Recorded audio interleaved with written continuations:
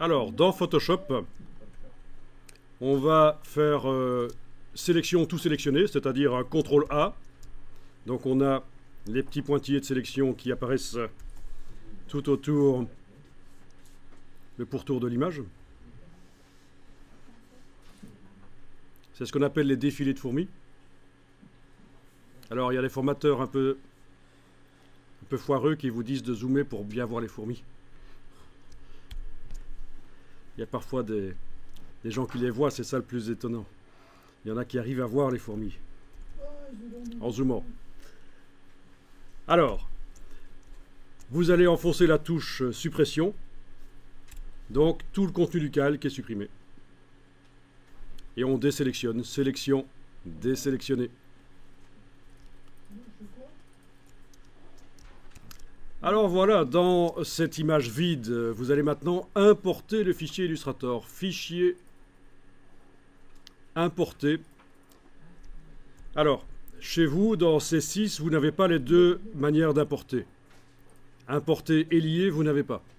Quand vous importez quelque chose dans Photoshop, ça n'est pas lié au fichier qui est sur le disque dur. Photoshop ne regarde pas en permanence ce qui arrive au document importé sur le disque dur. Vous connaissez le principe des fichiers liés. Donc ça, c'est une nouveauté dans les dernières versions de Photoshop, la possibilité d'importer des choses qui sont liées. Vous avez juste l'option importer, qui correspond en fait à importer et incorporer. Donc, puisque vous êtes dans C6, je vais faire la même chose que vous. Je vais importer et incorporer. Donc, fichier importé. Vous allez chercher le dernier bel document du lézard, le dernier là. Importer.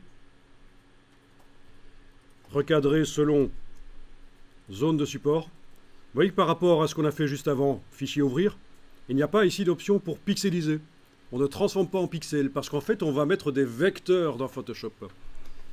Vous allez comprendre au fur et à mesure que c'est vraiment intéressant de travailler comme ça. On importe des vecteurs dans Photoshop. Donc, ça veut dire prendre en compte le plan de travail de l'Illustrator. OK. Et là, vous avez le lézard qui arrive. Il faut valider l'importation avec le petit V.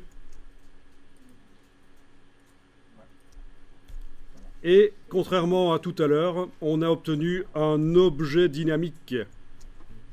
Alors, il faut surtout que ce calque reste un objet dynamique. C'est-à-dire qu'il pourrait arriver que Photoshop vous dise que vous devez convertir l'objet dynamique, le pixeliser en fait. Il va falloir refuser de faire ça. Par exemple, si j'essaye de modifier le calque avec un outil qui manipule des pixels, le pinceau par exemple, eh bien, il y a un message, vous devez pixeliser. Mais il ne faut surtout pas le faire, sinon vous allez perdre tout bénéfice, ce ne sera plus un objet vectoriel à importer. Ça va redevenir des pixels comme ce qu'on avait tout à l'heure, donc c'est foireux, vous annulez.